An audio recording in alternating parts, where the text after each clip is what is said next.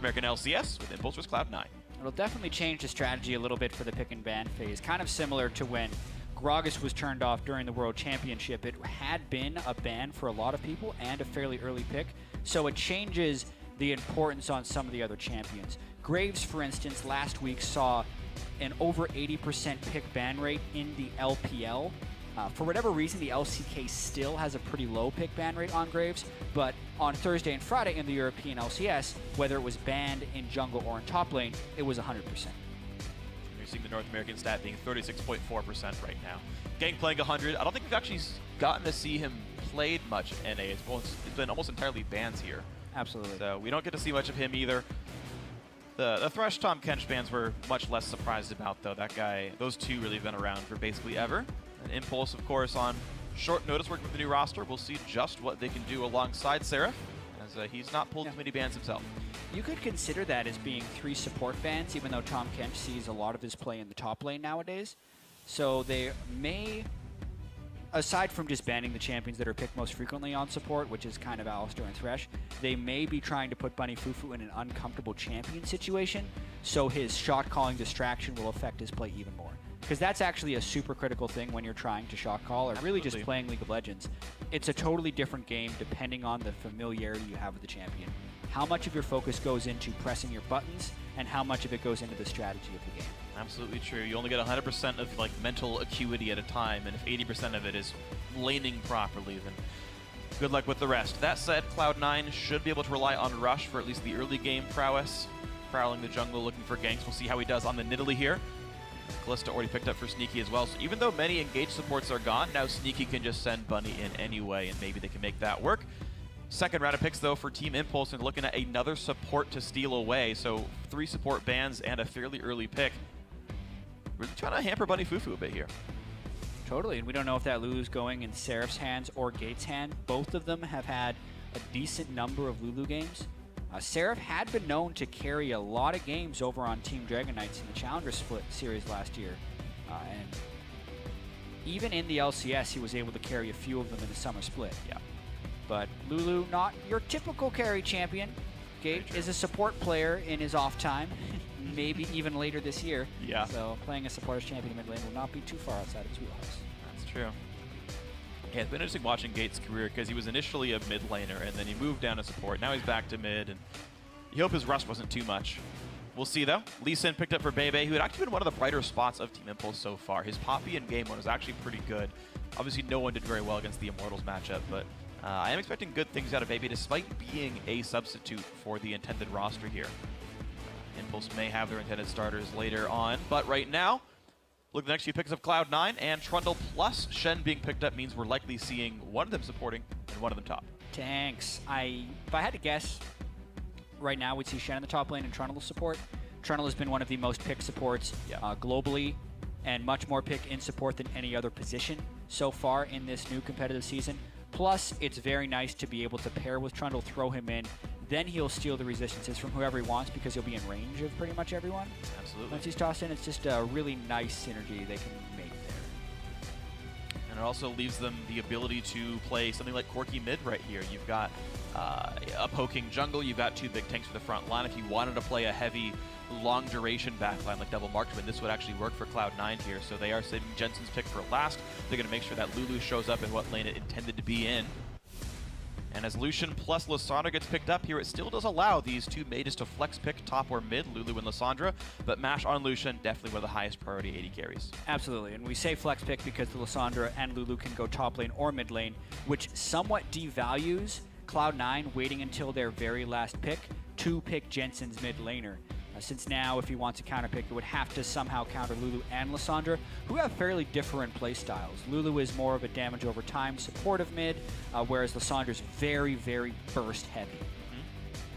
There's always a concern as well as when the jungle ganks come through, how does that further change the matchup? Lissandra only has so much damage, but if you're locked down, Lee Sin's going to land all of his skill shots, and then you can get bursted out. So short range, unsafe mages get harder to pick as well, and looks like he's looking at Ezreal. I had thought Corki, but Ezreal will be the pickup here for Jensen. So double marksman is the lineup plus a Nidalee support. This is a type of comp we've seen a lot over in Asia. Actually, really just a lot this season. tanks in the top and jungle, or tanks in top and support rather, and then 3 big backliners. Yeah, and I wouldn't be too surprised if Jensen switches over to cleanse at some point, just in case he gets locked down by Lissandra, but it will depend on what type of trading back and forth they go down. They have until, I believe, 20 seconds left in Champ Select to pick their summoner spells or who's actually playing which champion. They won't be able to tell the summoner spells from the other side, but if he wants kill pressure, he's going to be keeping the Ignite. I think that's rather risky. It looks like he changed to heal just a second ago, so Jensen right now shows that he is on heal. Either way, the Team Impulse squad do have engage tools, of course. Lissandra can go in, Braum can follow up. He's not normally primary engage, but Braum Lucian, one of the very scariest duo lanes in League of Legends, and against Trundle, who's a bit of a weaker laner, there's definitely a chance for the Impulse bottom lane to open up some opportunities, and of course we know Seraph can do well for himself also. Yeah, I mean, just by a straight Champ Select portion here, they do have a team composition that can succeed, but see, Cloud9 has picked a almost more modernized team composition just based on the last few weeks of play we've seen, with 2 marksmen, tank line, and nice backline damage. Well, we're going to see who can bring out that comp better than you guys at home. Head over to Twitter, let us know who's going to win. Tweet to @LOL eSports and vote for either hashtag TIP win or hashtag C9, where you can see the comps on your screen, the players on there as well, and we can see just who opens up week 2 properly here. Team Impulse on blue, Cloud9 on red. Here we go. Yeah, and to speak a little bit to the double marksman trends we have been seeing across various regions, I have a metric that I made up called marksman per team. Normal teams, if the AD carry is the only marksman, you'll have 1 marksman per team. Yeah. The LPL in week 1 averaged 1.6 marksman per team, and the North American LCS averaged 1.05, meaning there was 1 game where 1 team had more than just the AD carry, and that was Keyray playing Kindred in the jungle. As of this week coming up, most regions are around 1.5. Europe even matched as well, even though they were lower last week. And here, we are at 1.5 because there's a double marksman on Cloud9 and a single marksman on Team Impulse. It is good in some instances because you get much faster turret pushing, strong wave clear, and a good early mid game, which teams are trying to do to snowball over the game. It finds weakness if the other team can tank up too much or have an assassin on the team that can then kill the 3 squishy targets they have. So it's actually an interesting matchup here, since Seraph will be able to kind of get through the tank line and get some burst onto the AD carries, so we could be in for a very snowbally game in one direction. Yeah, absolutely. When you consider the potential Team Impulse tanks are likely Warrior, Enchant, Lee Sin, and a Braum who's got actually sort of low gold income. The tanks will be coming quite a bit later, and you talk about Seraph as the assassin, and you're right, that's kind of where that's going to come from. So as we get ourselves into the game, no deep wards to speak of. Otherwise, very safe jungle starts. Both junglers starting at Gromp here. Lee Sin and Nidalee both getting that. Beibei slightly slower as he got much less aggressive of a leash, but all should be well. Refillable potion on both these guys. I like the start that Cloud9 gave to Rush. Rush loves to take over the game on Nidalee. It's all about early jungling speed, early pressure, and if you can get a lead onto Beibei's Lee Sin, Rush is the type of jungler that knows how to punish it very easily. Cacao actually had a lot of success last year in the LPL, doing just that thing where his duo lane gives him a full pull on the first camp and slingshots him ahead in the jungle. As you can see right now, Rush already halfway through the Wolves, whereas Beibei just now finishing blue buff. Rush is a full camp ahead. Yep. A full camp ahead. Full camp ahead. So good luck, Beibei, finding the early ganks to happen. Of course, Lee Sin, one of the more early game focused junglers, Nidalee can scale quite a bit harder, so even just getting farm, if neither person even ganks anything, it's still advantage to Rush here. Quick trinket comes down from Jensen. That's going to help him react to potential Lee Sin ganks. They expect him to finish his red before he goes for anything, but looks like Beibei has other plans as he walks up towards Scuttle and is probably too low to actually fight Nidalee for the red buff. And Rush is actually already done with that. This will be interesting. It's only an 800 health Scuttle Crab, so he can finish it quite easily. Rush will unfortunately see the vision come towards him, but he's got him a little bit cornered. Nice to Swift Lord hop out. Yeah. So if you count Scuttle as a camp, Rush is still 1 full camp ahead of Beibei right here. And looking for that play in the mid lane. Gate will dodge. Very disciplined Rush, doesn't take minions while running through the mid lane. Rush of last year would have taken minions. And Gate would have felt the pressure of that.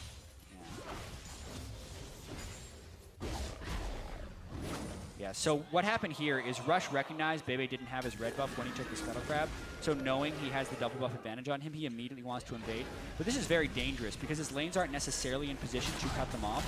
BunnyFuFuu and Sneaky tried in the bottom lane, and also we can see Jensen collapsing over. So this is a play completely orchestrated by Rush and the vision he gained at the Scuttle Crab. And now Gate kind of the odd man out. He walked through and gets poked down by the Ezreal, and because Rush is around, Gate can't fight back for fear of getting leapt on.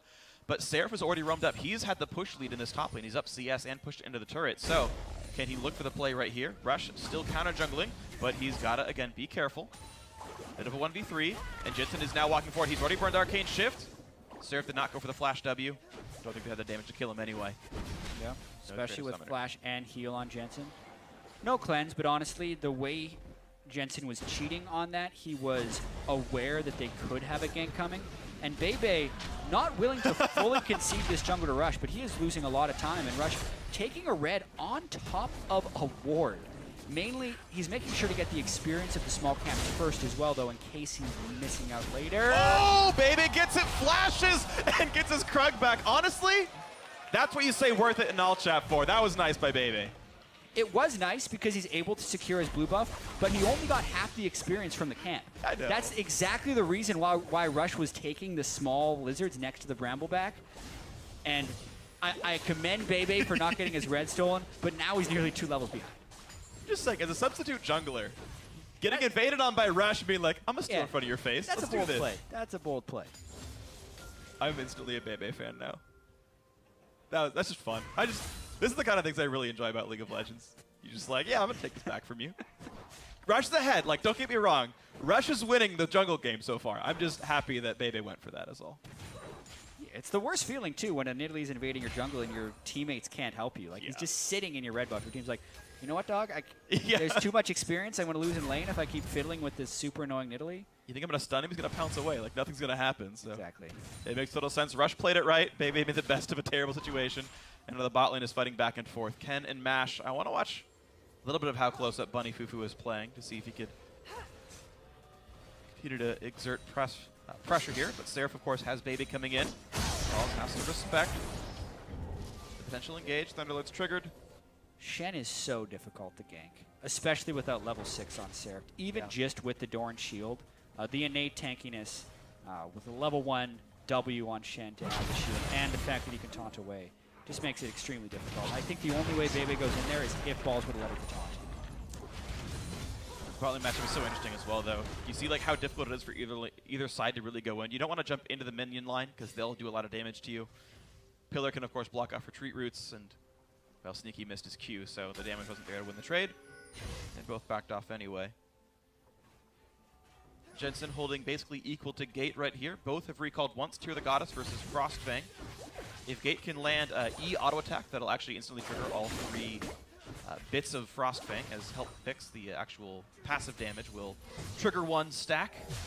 Will also trigger Thunderlords. That's true, yeah. History of the Gate. One and the same. As Jensen just did there. The auto attack Q. Beibei's done a really good job of at least controlling, maybe not for now. Oh, this is going to be pretty bad. Rush pushing around. Beibei takes a chunk of damage down to 100. Now he's got nowhere to go. First blood for Rush. Great job right there. Cloud9 get the first blood. Yeah, that's just a huge burst of damage. Not even going with the combat smite. Rush with a tracker's knife. And against the 2 longswords, Beibei recognizes because the spear landed, he had to just turn tail immediately. And that, honestly, is the 3-minute delayed payback for getting his red. Because he could not flash away once Rush landed that spear. Rush knew it, got aggressive, takes off. I still maintain it was worth it, all right? As much as it totally backfired, and you're right. Red buff greater than life. Potentially. Either way, Jensen got a nice, convenient blue handoff. Rush handed that over to him conveniently, and that's going to make mid lane even easier now for Jensen, who only got the assist in the first blood, but will still be pretty happy here. Plenty of push power. Of course, the Q now reduces cooldowns by 1.5 seconds, so CDR scales even better on him. Blue buff also gives AP per level, so his spells are more powerful, and until Gate can get a blue buff, you can just see how far back he has to play, and it gives Jensen so much time to roam around, help the lanes, help the team. This is going to be a safe recall for him without missing any CS. Yeah, absolutely. Getting blue buff early on the Ezreal is super, super important. He actually goes Sheen next, so really just Heavy spec into mana and just getting the Qs to last hit the minions. Jensen not necessarily in full combat mode yet. He needs a little bit of time to turn on for that Iceborne Gauntlet Muramana build. Nice play by Balls. Chunks Seraph down to about half. Still just with Thorn Shield. He's making that aggressive play, knowing that Seraph has a buy up on him. Seraph already buying a Fiendish Codex, but this shows you how much difficulty Lissandra can have against tanks in these matchups. Yeah. Seraph is able to push, so we're seeing Seraph roam sometimes. He had tried once for mid. He killed that pink ward right there. You can see the rubble right there underneath Rush. So Seraph has made... Oh, yeah, there he goes. He realizes. Seraph has made some attempts at plays, but he's not been able to really convert that push lead into anything just yet. Rush gets retribution for the pink ward going down. And once again, lets Jensen get all the CS. What a nice jungler. I've never encountered that in solo queue. Neither have any of you. Neither is anyone playing with Rush other than Jensen in a pro game. This is not This is I's doing, you know? Yeah. But honestly, the majority of the gold lead for Cloud9 is actually concentrated onto Rush with his absurd counter jungling. It is inherent in Nidalee matchups, though. Nidalee farms much faster than Lee Sin, and we're just seeing Rush execute the champion the way it is supposed to be executed. Again, on the red buff. the battle overhead. On the spawn. Ken This time and Beibei are coming. a little faster, though. Rush wins the smite war, Yeah, but he's going to get knocked up. up. This is a bit too aggressive. Ken gets the kill. Unfortunate there that the support got it. Red buff from maybe not the best, but Rush punished. And we have seen this actually frequently. The one international event Cloud9 has played at this year, non-LCS, IEM Cologne, Rush got in a lot of trouble over-invading on Nidalee, pressing a little bit too hard without the backup of his team. And even though his early game invade could not be collapsed upon, when Braum has ultimate and Lee Sin has ultimate, and the waves are not putting immediate, your lanes are not putting immediate pressure on the turret, absolutely Rush is going to get collapsed upon, and he just gets totally blown up and punished for that red. And then with no jungler and no Shen ultimate and no Shen teleport, they can go for this dive right here. Cloud9 is... Oh no, Beibei misses it. But Seraph can still flash in for a stun. Rush has come around just now. Oh no, the Q misses from Ken. And an easy save by Stevie. Bunny right back in. They want this. Beibei's already dead. And here comes the engage. Rush will go down. It's a 1-for-1 because of the re-engage. Jensen looking for the ulti, looking for some damage. Will not tag anyone meaningful here. Bold call to go back in and essentially a 3v4. Balls could not match because he had burned his Shen ultimate on the prior fight, but Cloud9 was feeling confident because also Lee Sin and Braum ultimate were down from the prior kill. And yeah, it ends up turning into a trade there with Rush going down as a squishy target to Seraph's Lissandra ultimate. So really a much more competitive game from Team Impulse here, making a few plays and trying to react to the bullying that Rush is trying to do in the jungle. I mean, if you told me, you know, this was going to be a very close game after watching last Sunday's matchup against Immortals, yeah, it's like, good luck keeping your sort of mental faculties together. But honestly, Impulse, right there in gold, right there in kills, equal in pretty much every metric that matters. Seraph's doing well against Balls, etc. And yeah, Impulse have a real shot here. Totally. Oh, and once again, no cleanse to get rid of that. Whoa, that was great. Oh, he could have chased. If he would have kicked while the glitter lance was going, that would have been a kill. But he'd already burned flash, and Jensen still had heal. But still, very close to getting a kill there. And like you said, through 12 minutes, a very close game because Rush has been punished for his over-aggression. And there are also some slow to turn on builds that Cloud9 has. Like very true. When Jensen hits the Trinity Force Power Spike or the Iceborne Gauntlet, whichever one he decides to go for, it is a huge boost for Cloud9 and probably when they're going to be starting to make plays. Because at that point, they're going to be able to group and siege with their multiple 80 carries and Trundle pillars, and it's going to be difficult for Team Impulse to counter that one. Absolutely. So for now, Team Impulse still in it, but it looks like Cloud9 still with a pretty significant upper hand. Totally agree. It's going to require some more effort by Impulse to get through these Tier of the Goddess builds and actually push past those scaling champions. If I had to guess, Jensen probably is going for Iceborne. I believe anyone who goes Tier just goes into that full blue build style. I don't think I've seen Triforce Tier in a long time. It was last year that we were seeing but it's always up to them. And Iceborne has absolutely been the new age Ezreal build, so to speak. With the increased CDR on that item, makes Returning from Season 3, Ezreal basically. much better. 20% CDR. Yeah. Gauntlet. Super strong. And of course, the cheap cooldown boots are nice as well. So we'll see what Cloud9's up to with their mid game. Balls has been able to recall once, going towards already finished Boots of Swiftness and the general match resist of Spectre's Cowl and either Probably Spirit Visage, but it could be Banshee's Veil. You never know. We're still waiting on actual Blade of the Ruin King to be done for Sneaky, so Mash already finishing Essence Reaver does have a bit of an item lead. Yeah. Lucian is very scary. His growth is actually very, very smooth. This item's good on its own. Next item he picks up is going to be great as well. He's going to kind of continue to scale quite nicely throughout this game. He's not being held down in CS. Lucian has been the most played AD carry across all regions. Yeah. And I think a lot of that is because of the smooth power scaling. A lot of AD carries either had the mid-game spike and then, oh, if it gets to 40 minutes, they're weak. Or they're weak early and then strong late. At the moment, Lucian is just good throughout the entire game as well as possessing good mobility. Here we go. A lot of damage. Great early flash by Sneaky to get away from the ward hop, but there's still some danger here. Useful back in Trundle, who's jumped right back into the team. Beibei dangerously low. Rush wants in, gets knocked up by Ken. And no one's going to hit the Ezreal ulti here as the team backs off. Lots of summoners lost by Impulse, though. This time, though, it's Balls who arrives in the bottom lane and Seraph who can get the push back up. So I'd still favor Tip after that interaction because more investment was granted by Cloud9, even though it was Tip going aggressive on the game. Actually risky for Impulse to go aggressive in the first place. Seraph did not have teleport, and they knew Balls could have shown up. So just even the choice to make that play was so dangerous, and I think they're lucky to not get burned. But as you say, Seraph is going to be able to get a lot of damage to this turret. Will not stop Rush from getting his own red buff, but still some minions lost by Balls. It was an unsafe call for Team Impulse, and even the execution wasn't perfect because they kicked a support that was just going to bait out the Fate's call from Sneaky anyways. But at the end of the day, Rush didn't execute, and another thing, Tip gets away with it. Little's going to go with her own blue buff as well.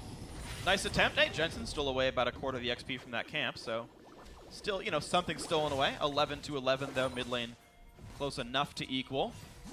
And we're just still playing the waiting game, the scaling game. This is a somewhat less decisive Cloud9 than we had seen on Sunday. Their highest tutelage, and some of that could just be Rush getting burned by getting his invade stifled. Some of that could be Bunny still needing the experience.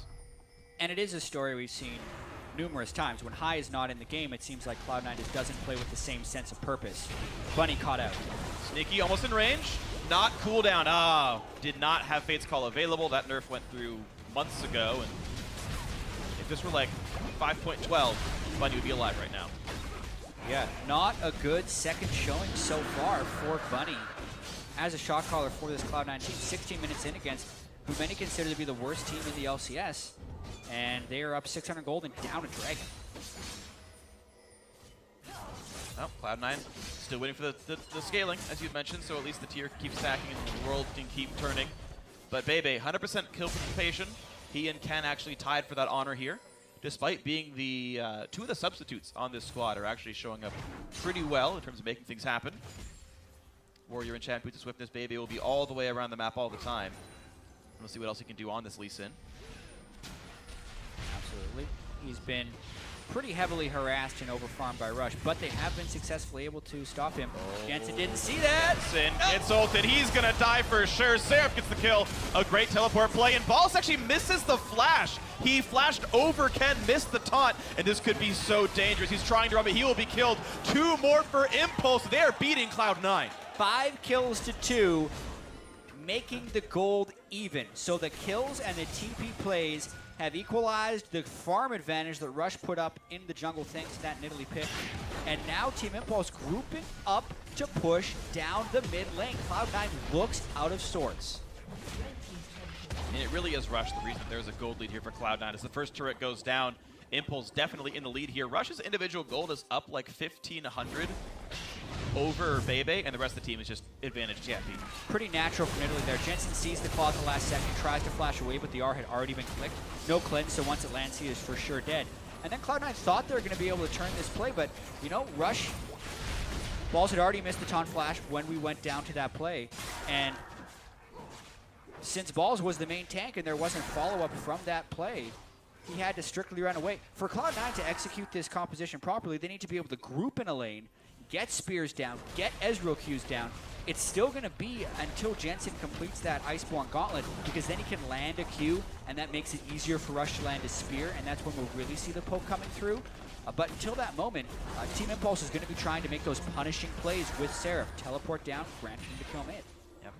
So to give Cloud9 some credit, though, as well, I suppose, that Now that they are aware that Seraph TP play was already done, that punish already happened, there's a TP advantage for Balls over Seraph. And And the other three can group up, push the bot lane down. They know they have TP advantage. And so what can C9 do over the next 3 minutes will let me know how good BunnyFuFuu is at abusing this kind of advantage.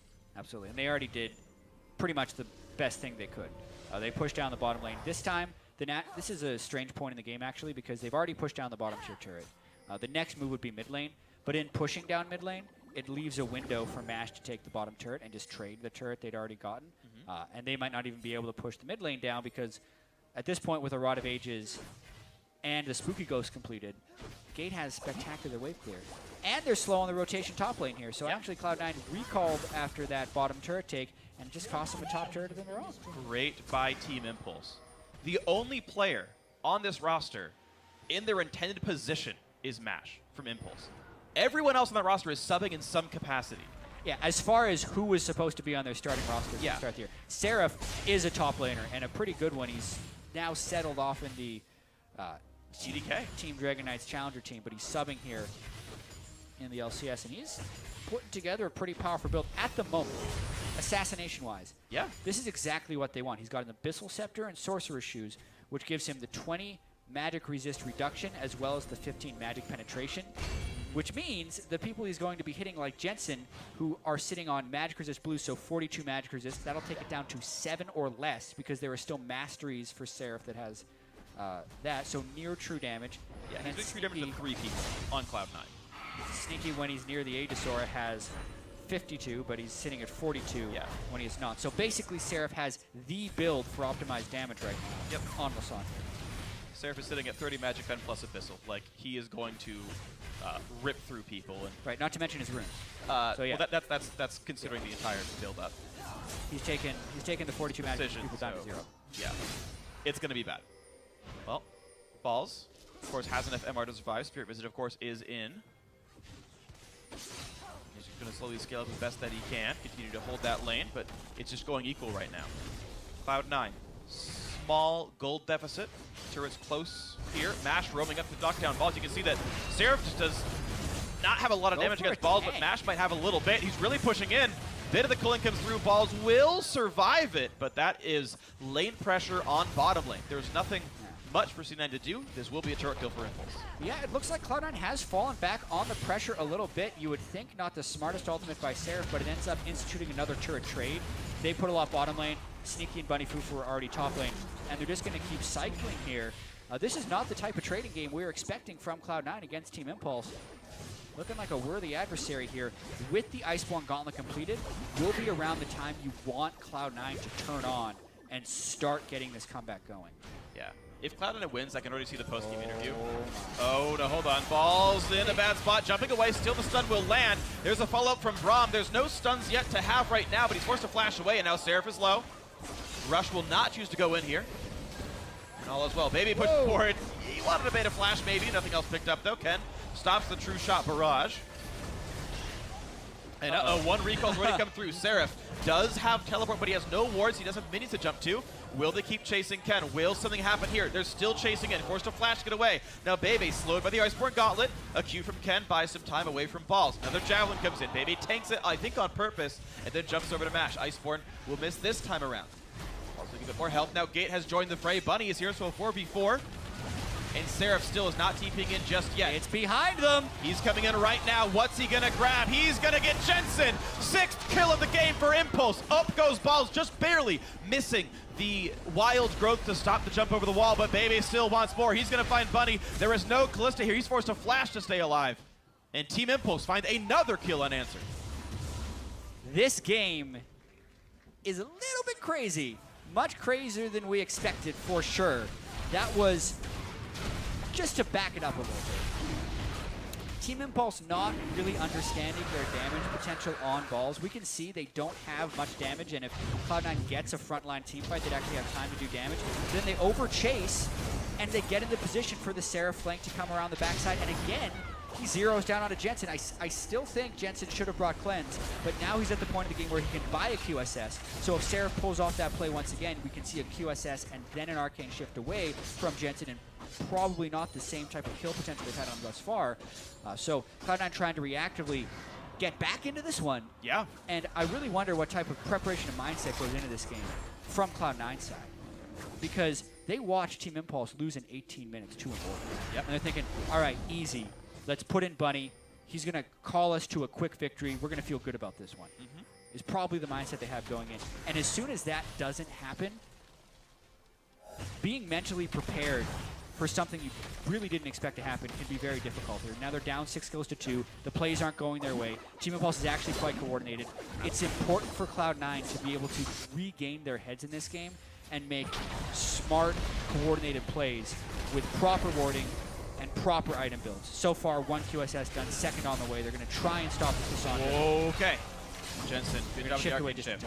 Yeah, and he times it really well also because there's so much gameplay around like starting the cast time in time. Beibei could actually have like R flash, and once you're rooted by the initial like half of the R cast time, you actually can no longer cast the arcane shift as well. So clever timing. Jensen's okay, all is well.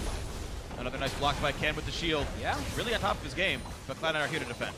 Cloud9 has a pretty heavy poke comp as well that's been nicely blocked by Ken's Braum shields. And at this point, they're starting to group up as 5. We could be seeing some pretty destructive team fights that would ultimately decide this game.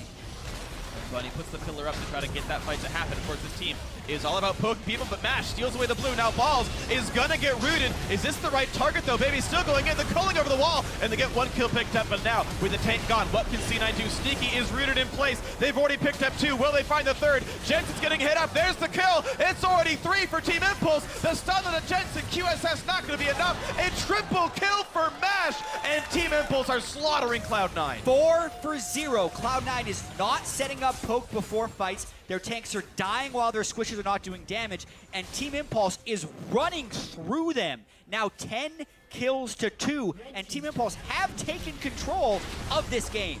This is absolutely ridiculous. Impulse with somewhat consider 4 subs right now, moving in and doing the best they can, pushing Cloud9 to the limit. Now they've got to make sure that Rush cannot steal Baron. Gate is on the case to stop him down. Here's a penalty. No, Gate's got to be careful. He's taking so much damage. Another Javelin comes in. Rush wants to steal. Rush could hop. It's going to be close. It is going to be outsmited. Beibei gets it. He secures it for the team. Now Balls and Rush stuck in the pit, but Impulse are very, very low. Rush gets taken down, but a 2-man stun from Balls into the pillar, and it's going to be the ulti not quite landing from Jensen. A triple kill for Balls. Would you believe it? Cloud9 slinking back in. It ain't over till it's over, that's for sure. A super bold Baron call from Team Impulse, trying to extend from their 4-man team fight win despite all being very low on health. And when you're taking Baron without a good tank, you end up taking a whole bunch of damage because there's no resist source to stop all that from coming through. Cloud9 uses Rush and Balls' aggression to not stop the Baron, but have a steal opportunity. That was a 50-50 smite that Beibei was able to win. And then Balls picked up a triple kill on the backside because look at how low everyone on Team Impulse is here. And honestly, the timing of Rush's smite, I can't fault him for that because he was trying to smite at the same time Beibei would when the second part of the Q would be executed. Here though, Glitterland's Thunderlords culling into Mash, killing him, and Bunny and Balls come through. I love the sidestep by Mash there. He did all he could to stay alive. It just wasn't enough for the soon-to-be super tank from Cloud9, Shen. Yeah. We got ourselves a game. We got ourselves a very interesting game, and as much as we've been seeing the kill lead balloon for Team Impulse, up until a lot of that Baron antics right there, the actual gold was within 1,000. If you watch purely the gold graph in the post-game screen, it's going to be very close for much of this game. Still, much better than many people would have expected for this matchup. It's still many props to Team Impulse, and now with Baron, they can probably push farther. But this game has been quite close. It's been within 10% for pretty much the entirety of this game. So this is a winnable game by Cloud9, and it's up to shot calling from a small deficit. It's also a minimum. It's also a very winnable game for Team Impulse. Of course. They're the ones with the lead. So assuming standard expectations, like if you took the nameplates off of all of these players and you didn't know who was fighting against whose team and all the the prior experience of seeing these players play, you'd think Team Impulse has a great chance of this game. Yeah, 2 Dragon 80%. lead, 1 turret lead. Their 80 carry is fed, so he can tread through the tanks. They're not as vulnerable to poke because they have hard initiation to stop the poke from coming through, and their hard initiators have proven successful so far this game. At this point, it's all about Team Impulse just continuing to execute something we've never really seen from what is essentially a full sub-squad. Has a full sub-squad ever won a game in the North American LCS? It might happen here. Definitely might. Oh, Beibei trying to bait some flashes out. Ward hops away, but no one was really going to pull that trigger. Or had the flash to burn, actually, since only really 2 people had it up. But Impulse knocked down top lane tier 2. Mid lane tier 2, the next target here. They're sending Seraph to clear the wave. And the rest of the team can show up soon. We just saw Jensen burn True Shot Barrage to clear bottom lane and keep that from pushing in towards the team. So they'll have a respite on that side of the map. More poke coming through. A pillar to buy some time and land as much poke as possible. But this team is not going to be refrained. They're going to push right in. And here comes mid lane tier 2. 6 turrets to 3. Yeah. 2 dragons to 0. And Rush and Jensen are out of mana. So even if they did want to fight on this, they couldn't chase through, which is why Team Impulse so freely pushed forward on that one. They knew that a fight coming wouldn't be punishing. This will be an easy Dragon 3, most likely. Yeah, should absolutely be. They didn't take too much damage. And they still are wearing the Baron buff, I believe, so it's really not a situation you'd really want to jump into here. Oh, okay, Baron did time out after all, but very smart of them to not over-push. They didn't take any damage, really meaningful damage during that whole sieging situation, so they were able to retreat, pick something up, and then recall. And even the minion lanes are in a good enough spot that there's no easy pushes to be had for C9. Really not. This is so unexpected. And it's just going to add to the growing concern that Cloud9 is a completely different team without High in any capacity. From every role. Jensen, 0 and 3 on Ezreal, hasn't been able to provide significant damage. Rush, over-aggressive, not getting the backup from his team. Sneaky, able to play in lane, but without the team backing him up, what can he do in team fights? And then for Team Impulse, after watching them last week, many people were calling the 0-18. This could be their first win only in the 3rd game. Into Jensen already, but Seraph can't quite one-shot him through the Mikhail's Crucible, so he will survive for now. But Rush is in a pretty dangerous position. Had to burn Zonius to get away, but a nice knock-up by Ken. Buys some time, Beibei goes in, but a nice ulti by Balls buys the time back. And now here comes the engage once more. BunnyFuFuu staying alive. Ken and Beibei, the tanks in the front line. Balls, as you mentioned, the super tank, taking hits as well, but will not quite go down. Beibei does not follow the cue. Lissandra does not penalize him this time around. No kills. No kills indeed, and really not enough damage from Tip to cut through the tank line of Cloud9, but then also not enough damage from just the Nidalee and the Kalista, since Jensen was pushed out of the fight to punish any of those really bold moves by Team Impulse.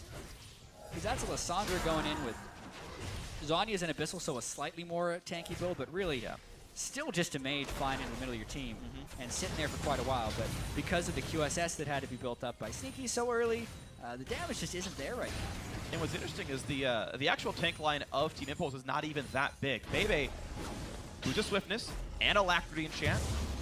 He then went for full Maw of Malmortius, so he still didn't buy any armor for like the next 6,000 gold of his build. He's now starting Dead Man's Plate, which is like the first true tank item here. So, of course, only 2 deaths. It's working out for him just fine, of course, but you know, a lot of aggressive builds from the Team Impulse squad, and they're going to find Bunny one more time. Fate's Call was down still, so Bunny was forced to flash yet again.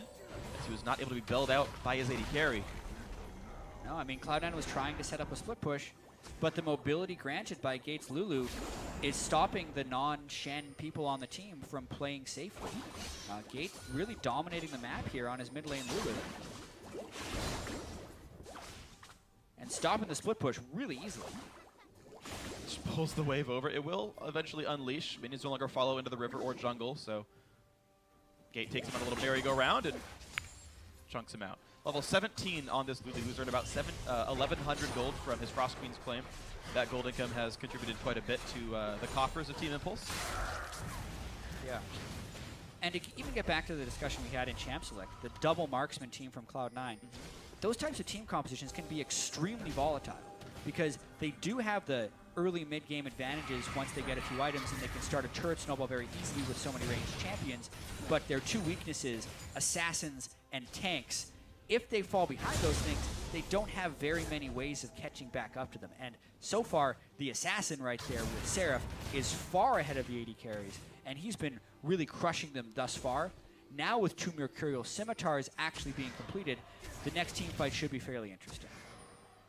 And it's a bit thankful for Cloud9 that not too much was lost during that transition period of buying these 3,800 gold items that allow them to survive the Lissandra damage. So we'll see how well C9 can do in round 2, where the carries can stay alive a bit better. Of course, Locket already done here for BunnyFuFuu as well should help them survive a bit longer as well. When you upgrade from Aegis to Locket or Banner, it's worth another 5 MR on the Aura. So 15 Magicus now to his teammates.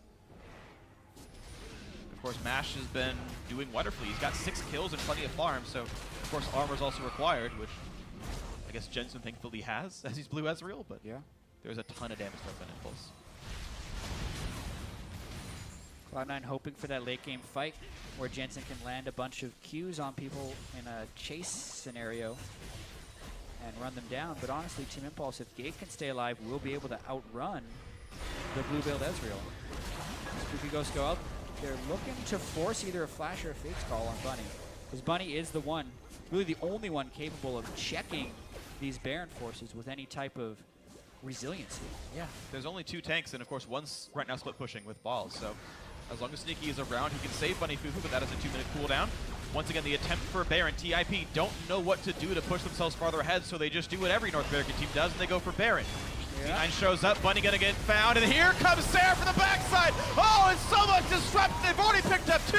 A double for Beibei, a 3rd kill coming in now for Mash. It's only 2 alive for C9. Rush running, Gate finds him inside the Baron pit. That'll be his own kill, getting revenge on his old teammate. Gate says, hello, welcome to Team Impulse, guys. And now Balls is alone, running for his life inside his base. And that means Impulse can just push the turrets down. 35 seconds on most of the respawns, and Impulse might have actually done it, might have actually taken down Cloud9, and as the team groups up to push down, that is exactly what they do. They looked so low on Sunday. Perfect game in under 20 minutes. Next week, they come back, they bounce back, and they take down Cloud9, only giving up 5 kills.